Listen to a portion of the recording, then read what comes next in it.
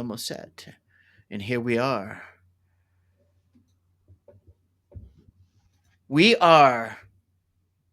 Excellent. Here we go, Johnny. Welcome, everybody. This is Canadian Bro Show. My name is Paul Bale. I'm the founder and host of the Canadian Bro Show. This is the first iteration of three at the Canadian Bro Show, two of which are actually functioning, recording, and making content. The third is in a work in progress, as it has been for quite some time. Thank you very much for joining us. If you haven't been to our channel before, my name is Paul Bale, as I mentioned, and my co host at the most to your right is Mr. John Leister, a friend of mine for over 50 years. And we've been at this for the better part of 9 months now, banging out content and making episodes. We've made about 45. Unfortunately, not all of them survived We've the had editing. more hits than misses. Let's put it that way. True. And we're relentless and we just keep on keeping on. But our show is essentially called the Canadian Bro Show. As I mentioned, the first iteration is all things Canadian with Pauly and Johnny. My name is Paul Bale, as I mentioned, and that is John Leister. The second iteration is the Canadian Bro Show, all basketball from the Hoop Junkies, Pauly and Rolly, who is another one of my friends and another co-host at the most. And we focus on primarily basketball, all kinds of basketball, female basketball, kids basketball, European basketball, NBA, college, you name it. It's a big cross. We've done 23 episodes, and if you go to at the Canadian Bro Show, you'll be able to go to our channel and watch whatever you'd like with some popcorn for free to your heart's content. In the meantime, episode 23, Johnny and I are going to our what is now our signature aspect of all things or most things Canadian with Paulie and Johnny, and that is our fantastic cinema review series. And we haven't done one for a while because we've been doing some interviews and we've got another few interviews coming. But in the meantime, we wanted to focus on, and Johnny brought this up, and I thought it was a really good call. We're going to be doing on the magnificence of what cult movies can bring and what kind of joy it can bring. It can be a blockbuster. It can be a film done for $27,000. Johnny, welcome to the Canadian Bro Show, and thank you kindly for being the co-host of the most. And here we are, episode 36. Johnny, what's going on in Vancouver? The Vancouver Library is open on Easter. Isn't that incredible? It is. I think it was closed yesterday and closed tomorrow, but open today. I uploaded another Lee Hacklin mystery. My boy Lee is a private investigator. I have a series of short stories and short novels online. I started doing this in 2019. This one is called Go Directly to Jail, and it's based on the Twilight Zone incident. You remember with John Landis, where the actor Vic Morrow, very sad, very tragic, awful story. He was carrying two children, and there was a stunt that went wrong. A helicopter crashed on them. I remember they actually showed it on Entertainment Tonight. I know, I saw it. And John Landis got off, but in my version, his doppelganger gets his comeuppance because I feel that he was at least partly to blame. I wasn't there, obviously, but in my opinion, he was partly to blame for that incident because he kept telling the helicopter pilot to go lower and lower and lower, and it was the middle of the night, and kids were not even supposed. He was violating the labor law. Yeah. Not supposed to be on set in the middle of the night, and he was warned how dangerous it was. He didn't care, and three people lost their lives. Well, you can it still feels that Johnny's harboring a little bit of resentment towards that scenario. It has been long process. Well, yeah, that's why writing is so therapeutic. 35, 40 years ago. But in the meantime, we're talking about cult, and that film is not part of my cult list.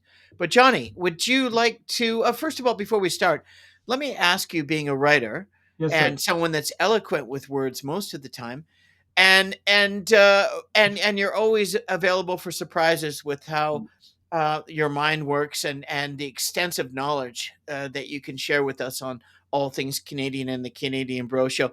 If somebody said, "Hey, Johnny, what are cult films?" What would you tell somebody who wouldn't know the difference?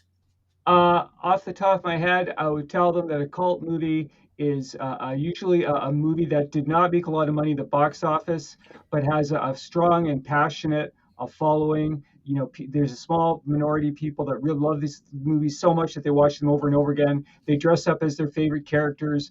They know all the lines of dialogue. They have websites based on these specific movies. It's a cult, but in a good way, not in a harsh, punitive, sadistic, ritualistic way, Right. in a way that's fun. Just like you and Trent doing your podcast on basketball, it's just a celebration of a very specific thing that some people like. I think that cult movies generally don't get good reviews. They're movies that the critics tend to be dismissive of, but there's enough people in the general populace that have a passion for them, and in some cases they even have conventions. Like people get together once a year. They'll get a Yeah. room at a hotel or a convention room, convention hall, and they'll have a convention just celebrating, with Star Trek or whatever it might be. Although I don't think Star Trek really counts as cult anymore. I think I would define Star Trek as very much mainstream now. But when we were kids, it was a cult thing for sure. Well, it's one of the reasons why I asked you, Johnny, because a cult could be a very subjective scenario, and cult could be a very fringe scenario. Cult could be in the scenario of that $27,000 budget Right, that was turned into multi millions and 8 to 10 films, of which one of my efforts and choices today would be that exact same film, which we'll get into. But Cult could also be a very successful film that was just absolutely mind blowing. But because it was done in the '60s and '70s, there's a lot of our audience and a lot of people that hopefully we can bring to our audience that will have no idea at all right. cult films started in the early 1920s. There you go. And I was just curious before we start, but at the same time, Johnny, because you started, um, to your interpretation, Johnny, who would and by the way, are yours in any particular order today, or No, is it just random? it's a mishmash. Okay, Yeah. You want so do you want to start? no, you go ahead and start. Okay. All right. Okay. My first cult movie is John Carpenter's They Live, 1988, an American science fiction action horror film written and directed by one of our favorites, John Carpenter, based on the 1963 short story 8 O'Clock in the Morning by Ray Nelson.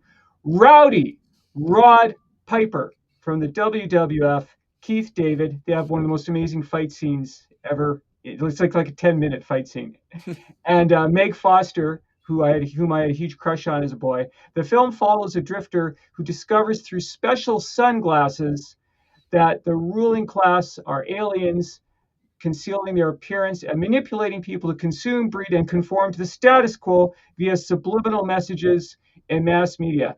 And this movie has one of the greatest all-time classic lines of dialogue ever, where Rod Piper walks into a bank with an automatic weapon, and he's surrounded by aliens disguised as humans, and he says, "I'm here to kick ass and chew bubblegum, and I'm all out of bubblegum."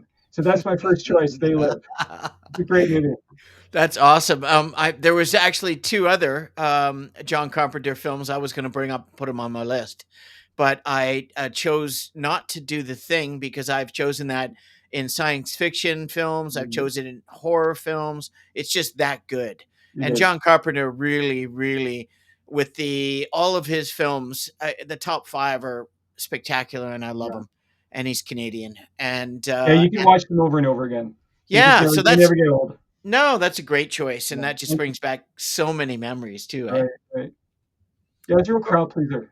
Yeah, no doubt. Well, speaking of crowd pleasers, back in 1979, film really things happening in the late '70s. You know, when Saturday Night Fever came out in 1977 and '78, really just sort of captured the imagination of the '70s and disco fever, and there was still a lot of the old violent car chase movies with Burt Reynolds and you go back to the TV shows, and it just brings back a nostalgic time growing Yeah. up with Johnny and I in Kitsilano in the '70s.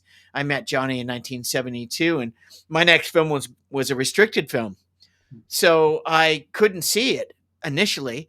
But the restricted version of the film didn't come out until after its mass produced because they wanted to get as many people to see it, and it was PG rated, but it was still a That's violent premise. 1979. I was trying to get into restricted movies, but I couldn't because I was just too young. yeah, me too. When this film came out with their director's cut and the restricted version, I saw it when I was of age, but I also saw it before, and it's the 1979 masterpiece by director Walter Hill, called The Warriors. Oh yeah, good choice. Yeah, man. I mean, I saw this in the movie and I was like, I had big, huge thing of popcorn. By this time, I think I was making my own popcorn and throwing in my backpack. And my backpack was bigger than me. So, and they never tested, they never checked it. I was like, Well, what the hell could be in there? And I was like, dude, that is the most popcorn you could possibly eat in two movies. But this movie to me just captured my imagination. It starred back in the 70s Michael Beck, who is very popular, an actor that you love because he has the hair that you love, Jan Michael Vincent, right, James Remar. And it had a pretty Walter Hill was an extremely popular director, old school director, and he was also a very popular writer.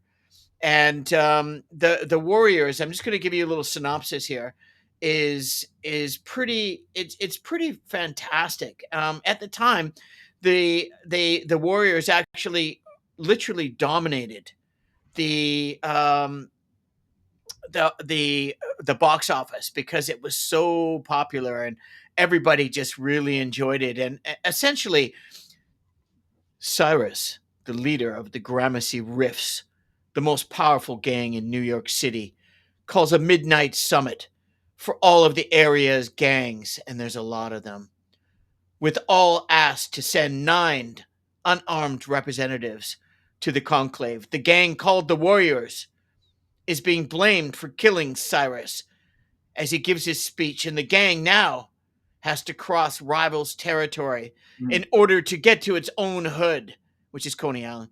The Warriors slowly cross the dangerous Bronx and Manhattan territories to get to eventually Coney Island, narrowly escaping police and other gangs along the way. And I mean, here's a yeah, tagline: These are the armies of the night. There are 100,000 strong. They outnumber the cops 5 to 1. They could run and probably are running New York City. Tonight, they'll be all out to get the Warriors. Come out and play. my a, screen just cracked. a phenomenal cult film. It stands the Mm, test of time to it today. It does. was low It's budget. It was excellent and a lot of violent. fights. A lot of fights broke out in theaters, as I recall. Oh yeah, yeah, it was When the big. movie, right? That is a great choice. Thank you. Okay, my next choice is 1979's Quadrophenia, directed by Frank Rodham, based on the Who album. Here's a synopsis. The film, set in London in 1964, depicts a period of emotional turmoil in the life of Jimmy Cooper, played by Phil Daniels, a young mod. We are the mods, we are the mods, who escapes from his dead end job as a post room boy by dancing, partying, taking amphetamines, riding a scooter, and brawling with rockers. This is a really fun and super entertaining coming of age movie about a boy who just wants to be along, wants to be, part of a gang, but he realizes that he's meant for better things in life. It's a bit like Saturday Night Fever. John Travolta when he's hanging out with his buddies. Yeah. You can tell that he's outgrown them. You can tell that he really doesn't want to be with these guys. He wants to be a dancer. It has kind of that same vibe. And Quadrophenia, who is one of my all-time favorite rock bands, absolutely one of the most amazing soundtracks.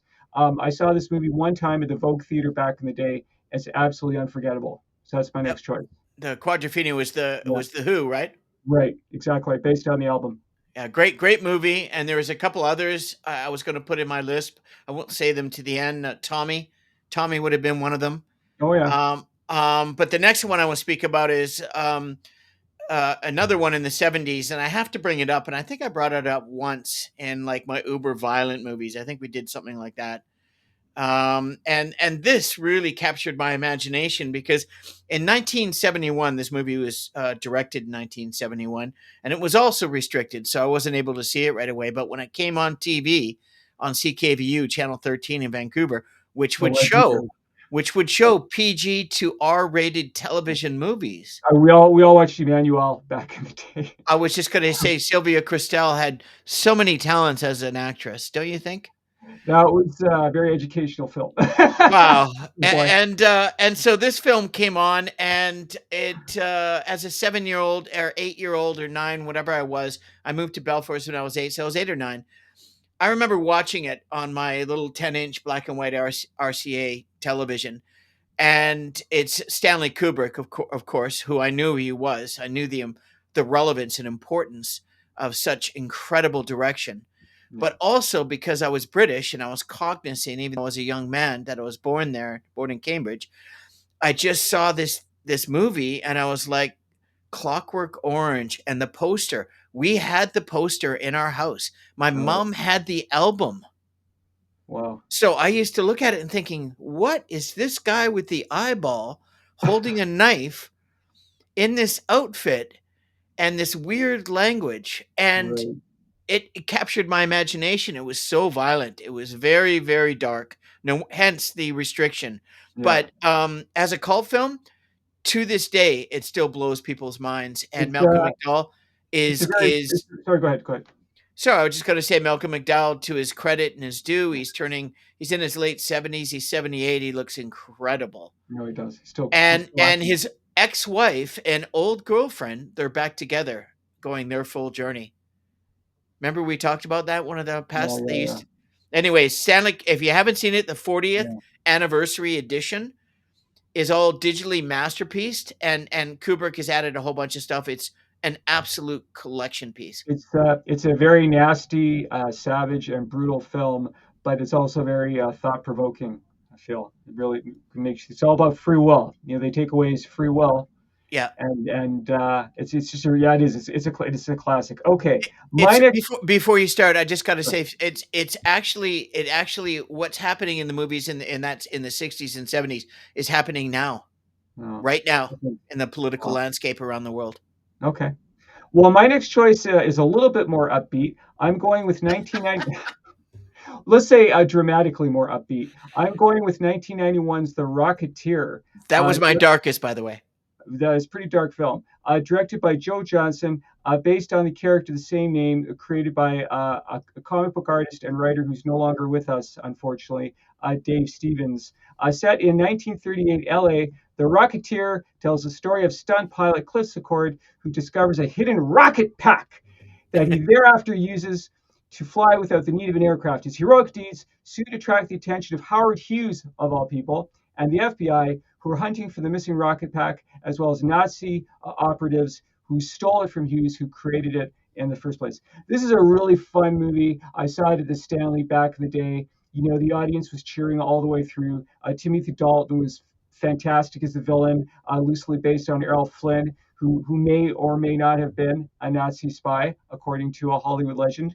Yeah. So that's my next choice, The Rocketeer. It's a really fun film. It's too bad it didn't make more money.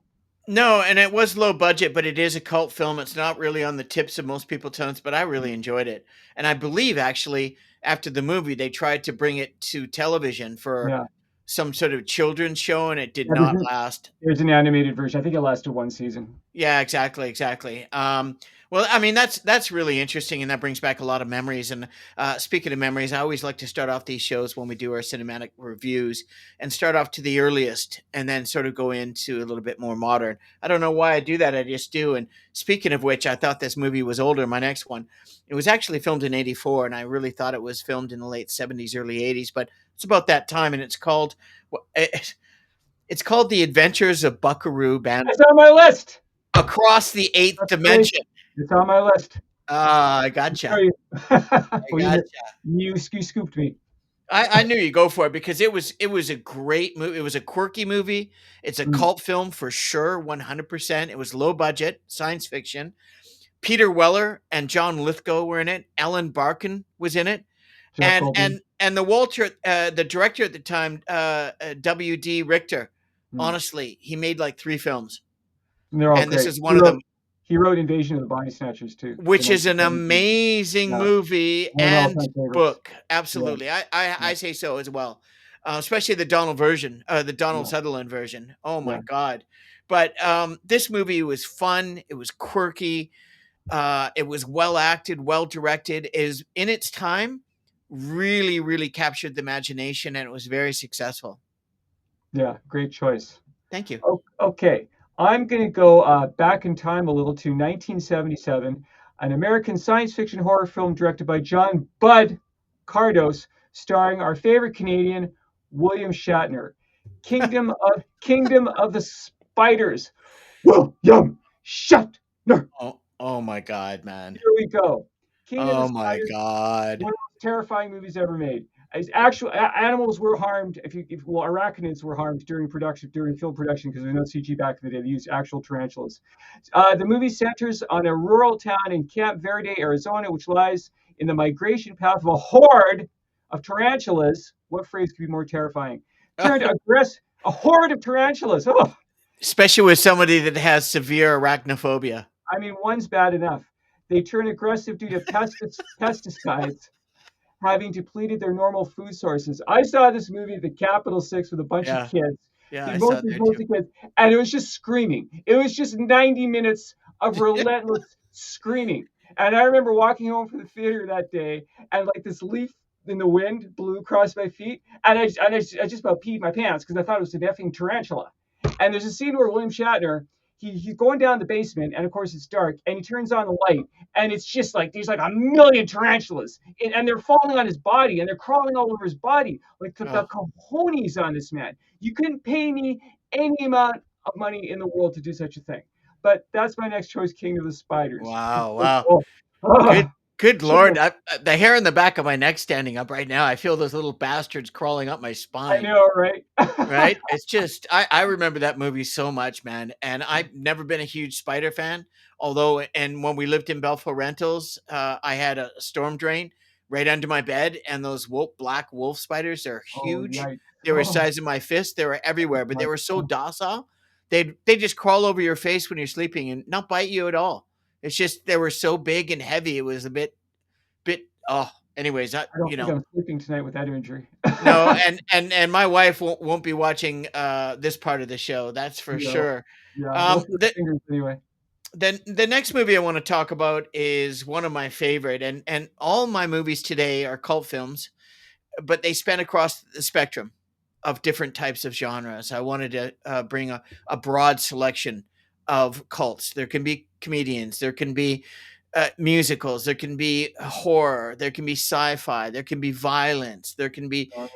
kids, yeah, there can be cartoons. It's just it's cult is just a huge, and this is why we love doing episodes like this, because we can with our own subjective interpretation. Now I just want to read this to you without mentioning the name of in 1982 the legendary English heavy metal band blank blank attempt an American comeback tour accompanied by a fan who is also a filmmaker. The resulting documentary intersped with the powerful performances of Blank's pivotal music and profoundly terrible lyrics, candidly follows the rock group heading towards a crisis after crisis, culminating in the infamous affair of the 18-inch high Stonehenge stage prop. 18-inch what? Never mind. I don't have any of my cult films. There's no porn films, Johnny. That's Okay, probably a good this idea. is not a children's show. It is an Fair enough. adult show. I But take it back. and just honestly, for those that don't know, I know Johnny knows. I just want to give a. This is a really this is the feature review on IBMD, which I'm using as part of my research. Still the funniest rock and roll movie ever. One of the best DVDs on the market if you can still find it. This is Spinal Tap. Has been part of my life for so many years. It's hard to remember a time when I hadn't seen it or a decade.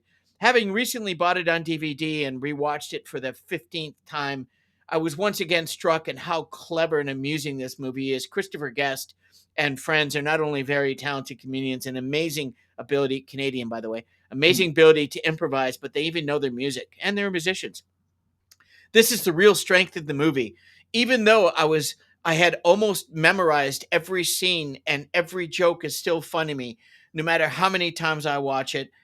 Go see this movie if you Yeah. haven't. Spinal Tap is electrifying. Rob Reiner did an amazing job.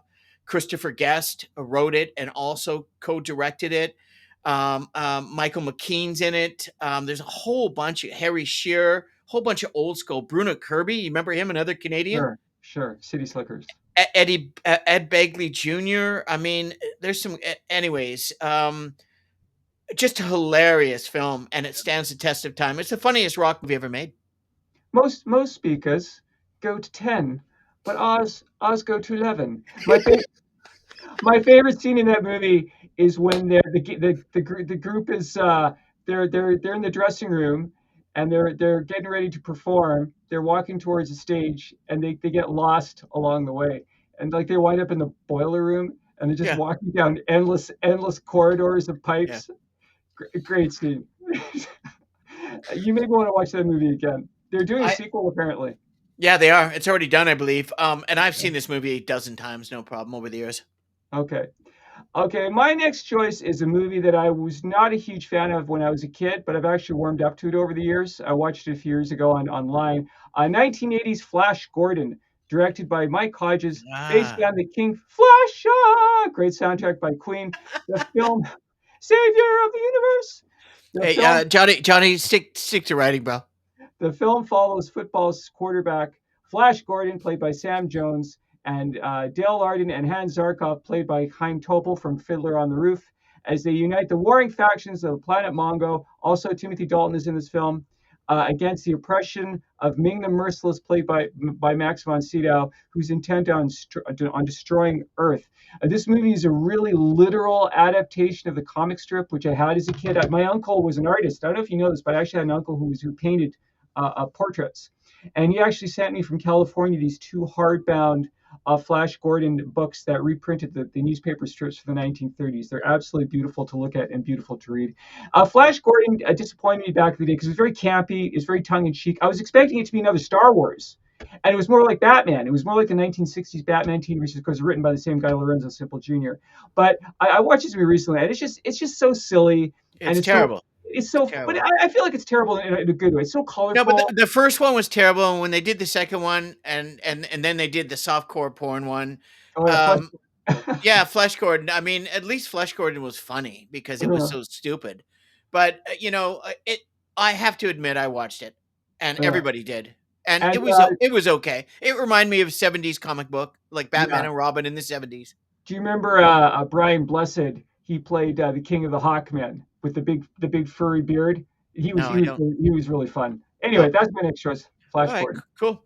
Well, I'm gonna go because I've used up a lot of my '70s.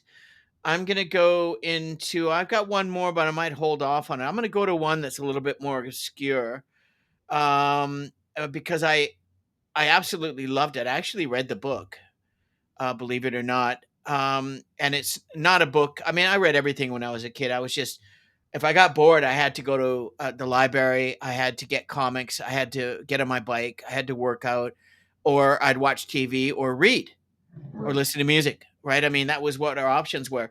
And this particular one, I just love these type of movies like that. They're cheesy.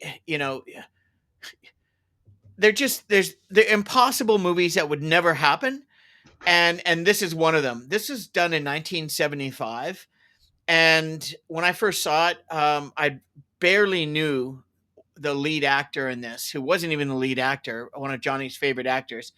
This is done in 1975. It was also restricted when it came out. You notice a lot of the '70s films are restricted Mhm. because of the whole.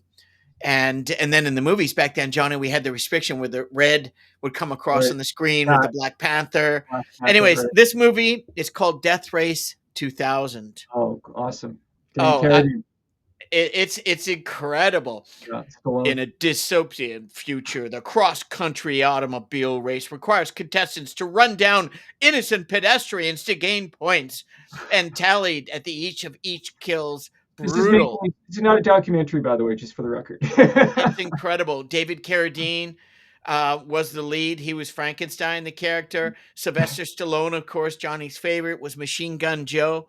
Mm. There was a few others that people might know, but those were the two big names.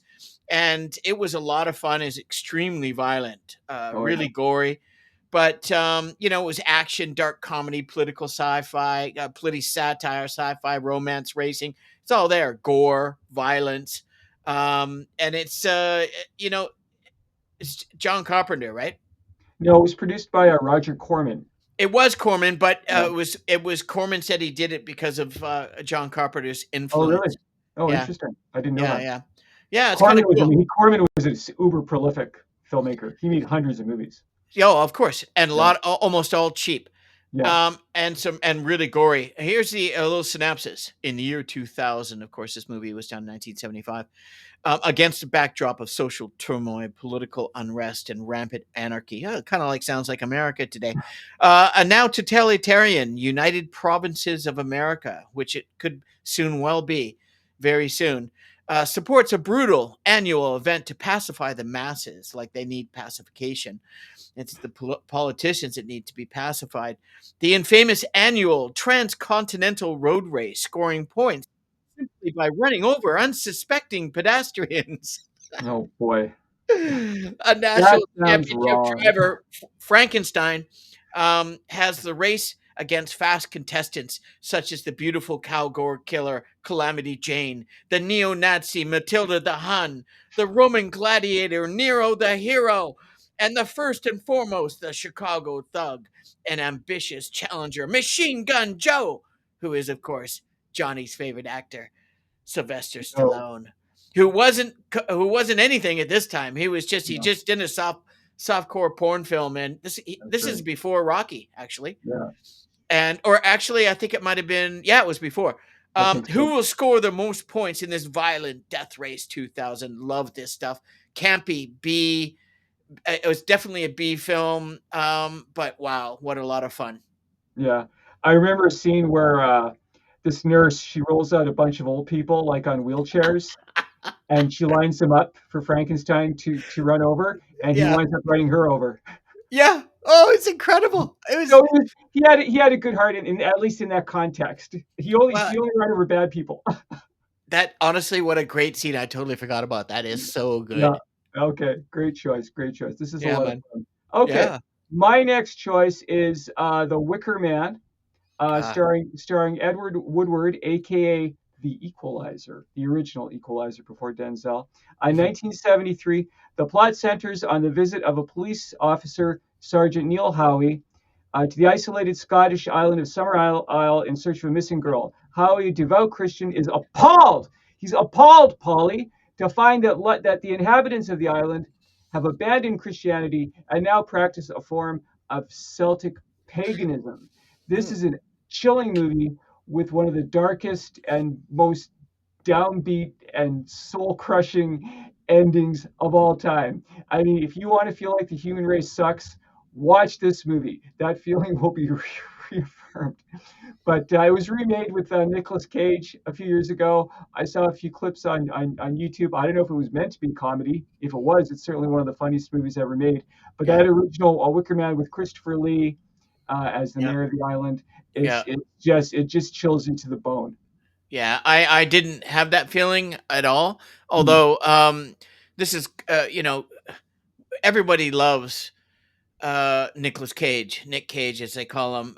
But he's done so much crap. It's really kind of devalued his entire career. He's been a very prolific Oh actor yeah, for all the wrong reasons, but cranks them out. usually the only reason, and that is you're broke. And when you've got a person that's done 150 films and they tell you you're broke, why are you doing a movie? Because I'm broke.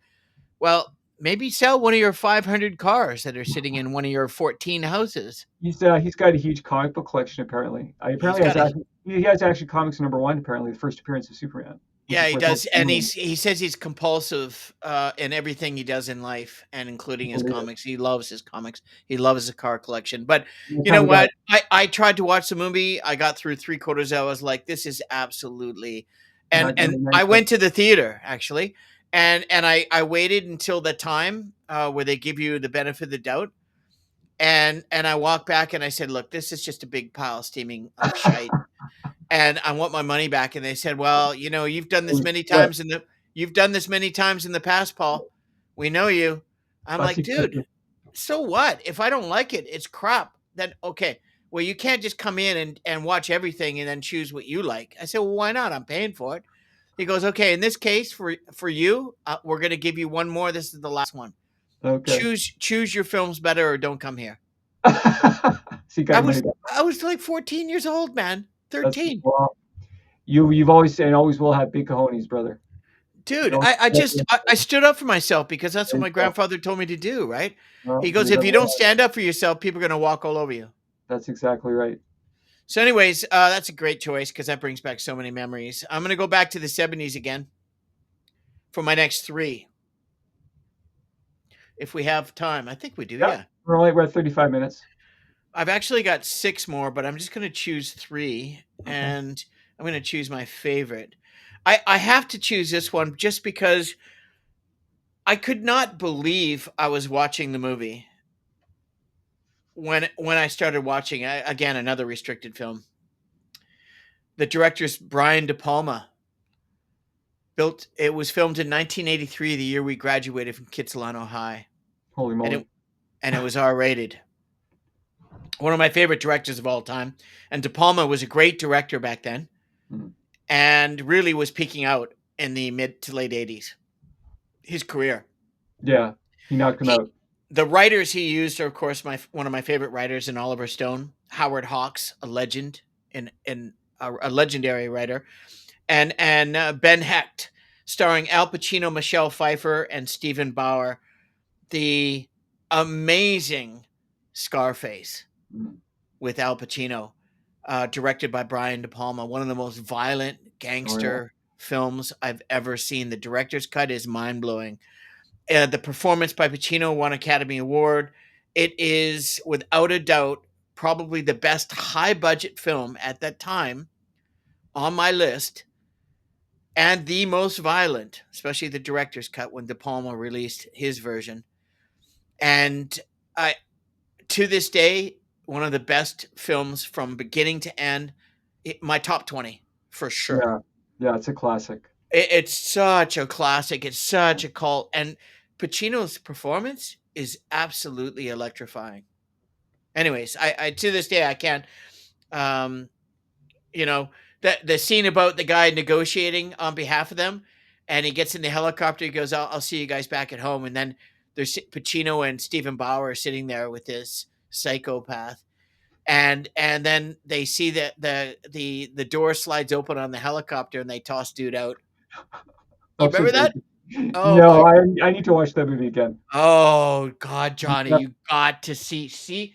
You have to see. I'm serious. Just Okay. it is so unbelievably good, man. I just remember the last 20 minutes where he has the machine gun and he's Yeah. just being Say assaulted by hello to my little friend. And he's got and his face, he puts his whole head into a big pile of coke. It's crazy, man. It's insane. that is a classic. Okay, my next choice is Twin Peaks Fire Walk with Me, the 1992 psychological horror film that was released shortly after the TV series was canceled on ABC, written and directed by David Lynch and Robert Engels. It begins with the FBI's investigation into the murder of Teresa Banks before shifting to the last 7 days of the life of Laura Palmer, played by Cheryl Lee, a popular but troubled high school student in the fictional town of Twin Peaks. This is absolutely one of the most gonzo, wildest, and weirdest and surreal films ever made. It's a fever dream of some of it makes sense and but much of it, like much of David Lynch's work in general, is open to interpretation of the audience. I remember people Yeah, walking out of the theater when I saw it in the theater. I actually hated it because there was my favorite character from Twin Peaks was Dale Cooper, played yeah, by Kyle MacLachlan, and he's yeah, in it for like 10 minutes, I know. and so that frustrated me. It's like imagine they made a Star Trek movie and it was like the Gorn was the main Yeah, character instead of Captain Kirk. But yeah, over the years, I've watched it over and over again, and I've acquired a taste for the film because it's just so unique. It's just so different, and again, it's like walking through a dream. And I feel that David Lynch's films, they have strong themes of the duality of human nature, the duality of good and evil. That's what his movies I feel are about.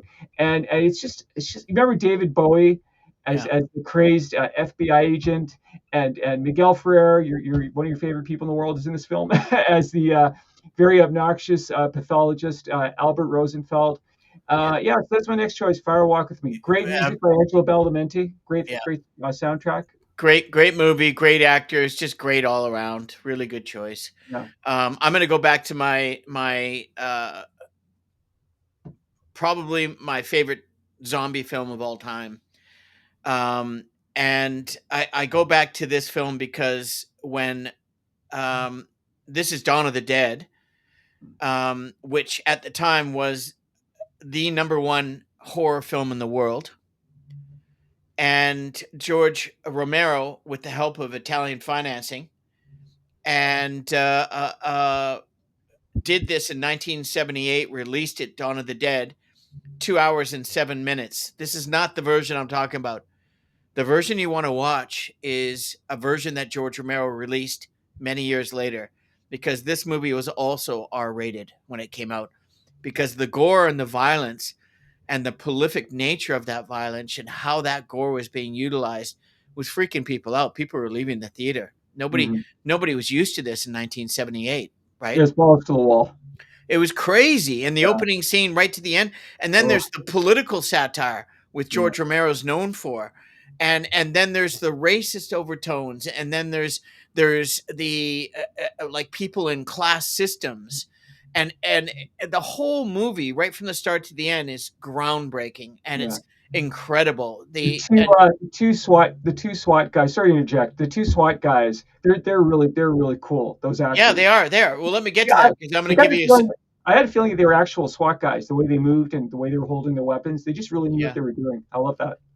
Yeah, no, it was just extremely well done. And basically the zombie apocalypse hits the earth. Nobody knows because it's ongoing. Two personnel from a TV station and two policemen set off in a helicopter to find a safe place to hide out because the pandemonium's hit the streets. It's taken over the police station. It's ambulances. It's just pandemonium, and there's some sort of virus. There's some sort of people are eating people, and it's just absolutely insane in the opening scenes.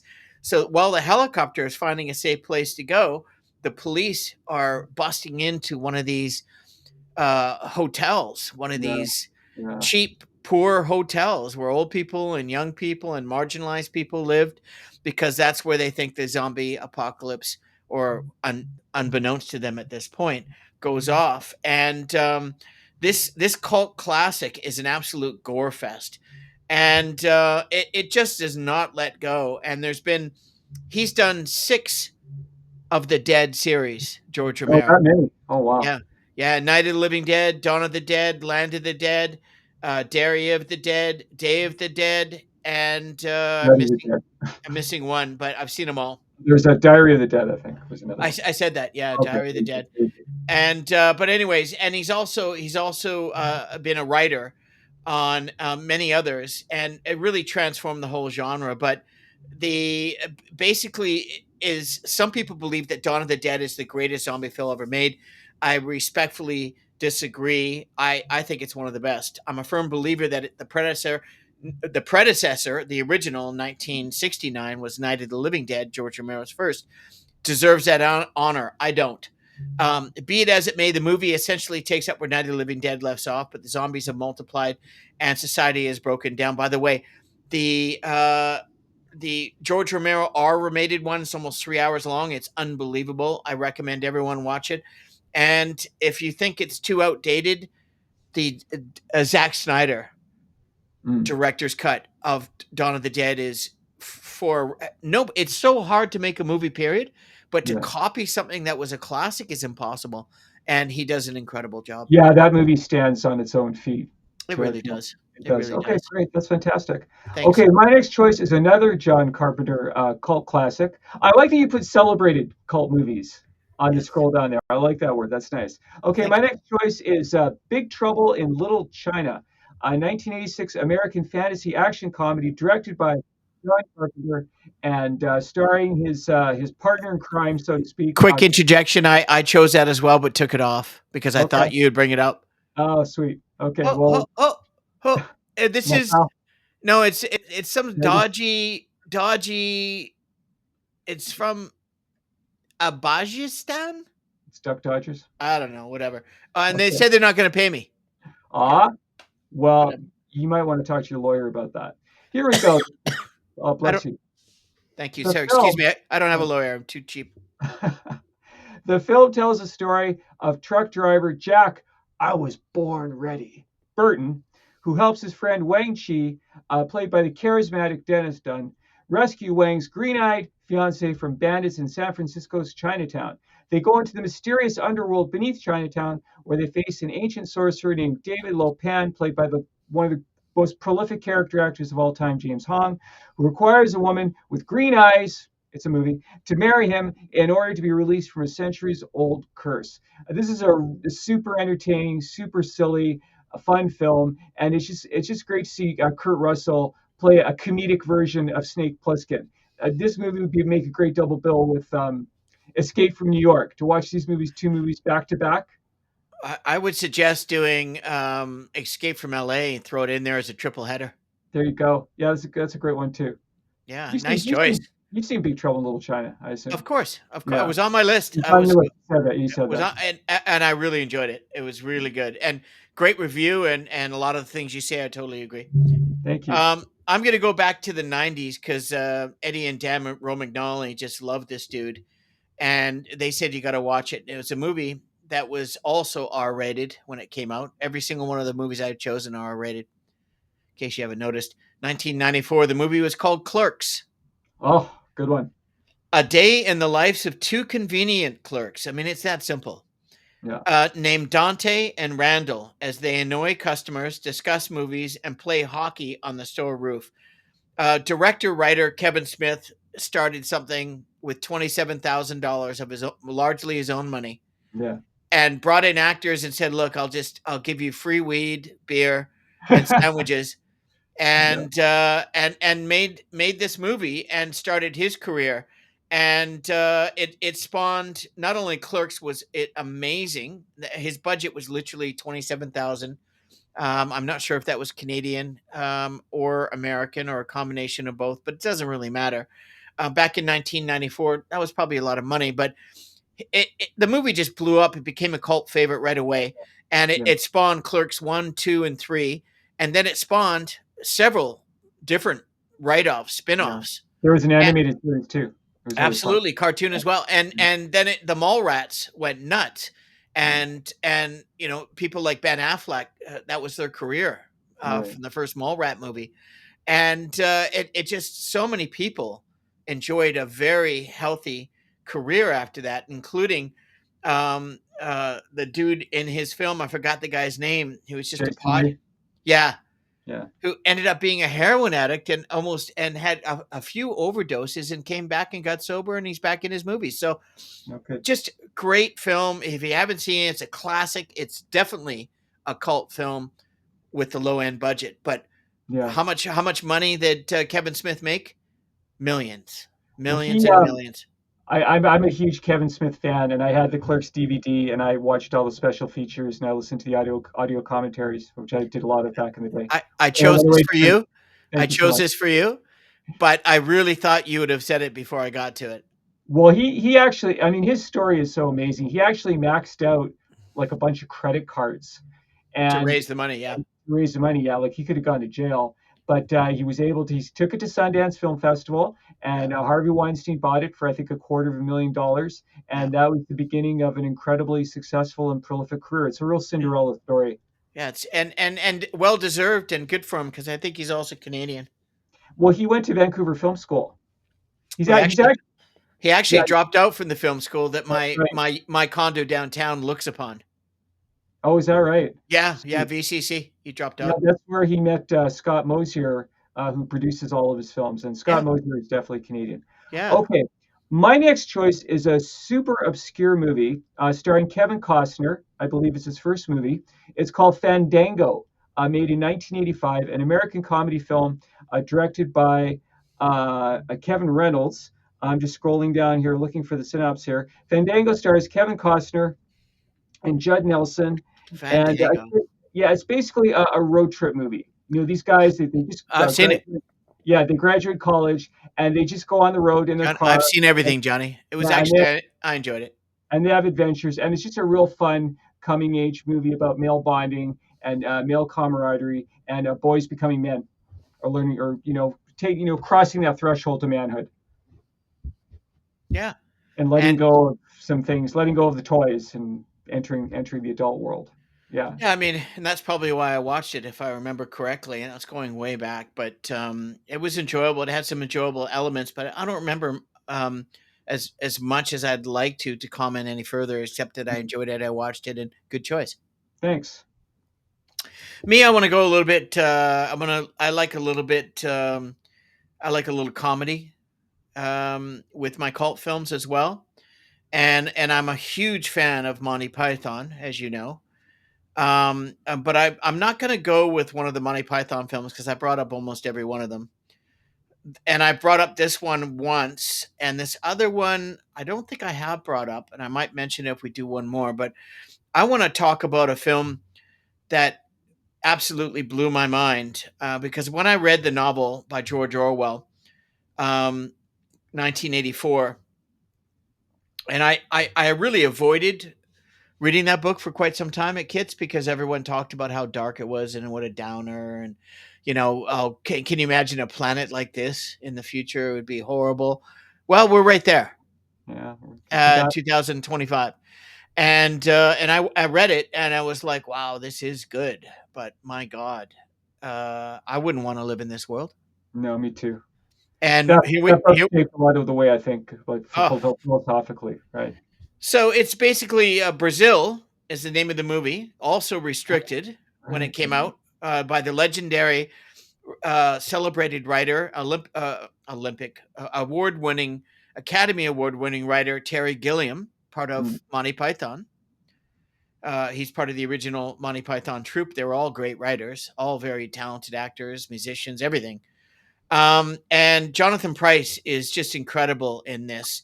Robert De Niro's in this, and it's just a wacky. I mean, if you were microdosing mushrooms, as an example, because you're in therapy to get over some issues, I'd highly recommend microdosing mushrooms while you watch this movie. Because you'll see why Terry Gilliam didn't probably need to do mushrooms or anything else because he was out there. You know what I'm saying? quite imaginative, that man. Very imaginative. But if He you look at the designed those cast, opening credits for the if you original. look at the if you look at the cast in this movie, he every single great actor and writer wanted to be a part of everything that he did. He didn't do a lot of films. Jonathan Pryce is the lead. Kim Greist is the lead female. De Niro's in this. Katherine Hellman, Bob Hoskins, Ian Holm, Michael Palin, of course, Ian Richardson, Jim Broadbent. Are you kidding me? Peter Vaughn, Barbara Hicks. Like, I know a lot of these people. I know all of these people. And this is going way, way, way, way back. But here's just a little blurb from it. And this is a featured review, and they usually pick really good ones. A virtual celebration of writer director Terry Gilliam's singular creative, it's usually singular, creative vision and seemingly limitless imagination, always limitless imagination. Brazil is a unique movie experience. And it is kind of hard to pull out the label of any one particular genre of this film. It is generally referred to as the a dipsopian science fiction mind fuck. Mind what now? I just added my own little version, which certainly isn't wrong, but it's also a satire, political satire, and a drama, a black comedy, and perhaps a fantasy film. It really is, Yeah. and it's kind of like other dystopian science fiction films like Fahrenheit 451, Equilibrium with Christian Bale, The Hunger Games. Brazil predicts a totalitarian society that is as far from the similarities, and it is extraordinary how uh, Terry Gilliam's mind thinks. And it is, if you haven't seen it, it's absolutely a masterpiece. Yeah. And it's just one of these movies that nobody talks about. It's a cult film for sure. Yeah, it's too bad. And It's real eye candy. I mean, it's just one oh, dazzling image after another, and it's it's very thought provoking too. the set design, everything is really Yeah. incredible. Yeah, Okay, great choice. thank Okay, you. I think I have one more on my list, and I think I'm done. Okay, I'm going to go with probably the cultiest cult movie ever made, the Rocky Horror Picture Show. The Ah, story, let's do the time warp again. so The you know I story, had that. You know I had that. I was saving that for last, but you got me. oh, I'm sorry. Well, here we go. The story No, centers I mean it's great. on a young engaged couple. The wife is played by the impossibly beautiful Susan Sarandon, whose car breaks down in the rain near a castle where they search for help. The castle is occupied by strangers in elaborate costumes holding a party. They then meet the head of the house, Dr. Frank N. Furter, played by the legendary Tim Curry. So great is the voice of the Joker on Batman the Animated Series back in the 1990s. An apparently mad scientist, an alien transvestite from the planet transsexual in the you can't make this stuff up, kids. In the galaxy of Transylvania, Holy creates crap. a living muscle man named Rocky. I saw this movie at a midnight screening in downtown Vancouver when we were kids. I must have been 18 or 19 years old. I went with our mutual friend Jeff Manuk and his girlfriend, and it was like being at a Star Trek convention. There were just so many people in the audience dressed up as their favorite characters, and they knew it's a musical. They sang along with the Yeah, yeah. songs, and they knew the lines of dialogue. And it was just one of those fun times I ever had watching a movie. Oh, we used to. I can't tell how many times we went and saw the movie at the Hollywood or the Ridge or the Dunbar or whatever, and everyone would get dressed up, and then we go roller skating after the Oh, movie, sweet. That's and nice. because and or play bowling at the Ridge downstairs after under Oh in the yeah, basement. You remember the I bowling remember. alley? I do all too That well. place was awesome, Oh, man. memories, memories, memories. Yeah, and speaking of memories, my last film is going to be well, when I saw Mad Max the very first time Mm, in the 70s, and and it was Mel Gibson, who is one of my favorite actors. I love him. I didn't know who George Miller was at the time. I didn't know who Mel Gibson was. And when the original Mad Max came out, I think it was 1975, mm, 76. I thought, wow, for a low budget, this movie is just unbelievable. This is the start of something that could be a movie that I'll watch every single one until they stop making them. yeah. And in fact, that's exactly what happened. Mm, I completely fell in love with George Miller's most latest series of Mad Maxes. Not the original ones, when that's where it all started, but the the Mad Max with Tom Hardy mm. and Charlize Theron and Nicholas Hoult. I I sat in the movie and the thing finished, and I was like, "My God, Yeah, that was Fury Road. Fury Road. That was Right. one of the best movies I have ever seen that I did Yeah. not expect. I had no idea that he could replicate it, not replicate it, make it into a masterpiece. It was the best movie I've seen in years, and I sat through it again, as I do sometimes, because I was so enthralled. I forgot to eat my popcorn. I think I mentioned this once before, and I sat through it again. I just went to the washroom, came back when the guy wasn't around, and sat and watched it again. And honestly, one of my favorite violent. It's really it's an apocalyptic type of Yeah. scenario, It's but relentless. it is the most. It's go see it. No, I've seen It's, it. I Yeah. know, but like go watch it again, or people that haven't seen it. It's They made an incredible. they made another one, Furiosa. Did you see that one? No, I haven't No, me actually. too. Yeah. But I'm going to. I'm going to check it out Okay. because it was good. I'm afraid that there's no one is going to be able to do what Fury Road did. Right. Although, what a great excuse if you haven't seen it. It's on one of the streaming things. I'll check it out for sure. Okay. I have one more. You want to wrap this up, or Sure, was there yeah, yeah, one sure. more? No, we're good. We're at an Okay. hour. There's a Well, lot of nice content here, Johnny. yeah, thank you. Likewise. Well, my next choice is probably the ultimate Canadian movie. You had to pick at least one Canadian movie because we tried to keep the podcast at least some things Canadian, all things Most Canadian things Canadian. is the ideal. 1983's Strange Brew, starring Rick Moranis. There you go. And Dave Thomas as Bob and Doug McKenzie, the ultimate Canadian hosers who work at a brewery and they uncover a scheme to conquer the world. And the villain is played by the legendary Swedish actor Max von Sydow, another Nicolas Cage. I guess these guys just love to act. You know, whether it's you know an Ingmar Bergman movie or a movie about a couple of beer swilling hosers.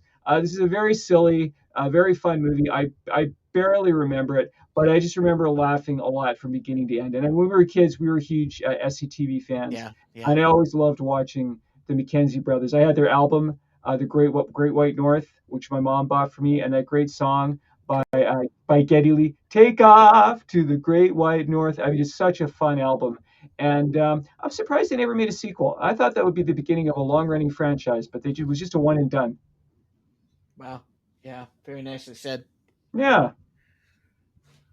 All right, well, Johnny, I don't actually have a book or a Okay. pun or anything like that. I actually Why? spent Oh, no, it's a busy day today. Got to go for Easter dinner, and I've got the NBA playoffs going on right now. So I just wanted to wrap it up with say thanks again, Johnny, for the wonderful content. Everybody, for those that haven't seen our show before, my name is Paul Bale. I'm the host and director of the Canadian Bro Show.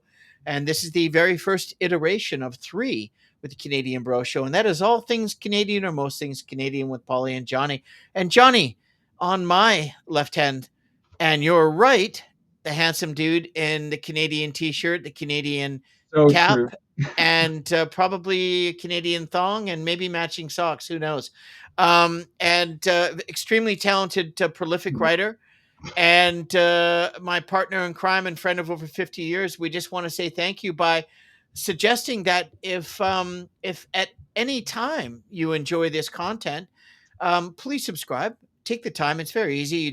You'll see the subscribe button below Johnny on the right hand bottom. You can just scroll your mouse over that and hit subscribe. Or you can pause the video on your way to refreshing a beverage or grabbing some more chips or popcorn or whoever knows what's going on in someone's own establishment. And we don't know.